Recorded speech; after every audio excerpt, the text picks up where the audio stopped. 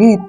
Inuuna mo chismisa kaysa unahin mo pagluluto na pagkain natin. Madali lang mga bes. Kung tayo sa loob, huwag mo ko ipahiya sa mga kaibigan ko. Bakit mo naman ako pinapahiya sa mga kaibigan ko? Isa lang yung magpunta dito eh. Pahiya mo pa ako. Paano ka naman kasi walang sinaing, walang ulam. Galing mong trabaho. Iniwan ka pa pera, di ba wala? So anong bibili ko ng bigas? Anong bibili ko ng ulam? Di ba binigay ko siya yung sahod ko lahat? Asa na yun? Bayad ako sa kuryente, sa tubig. Walang natira. Yun na yun. Ang gawin mo, mamuta kay kapatid ko. Wala nang haba na ng utang ko. Ay, wala nang pautang sa akin. Di bale. Gagawa na lang akong paraan bukas. Inom na lang ako ng tubig. Tutulog ko na lang to.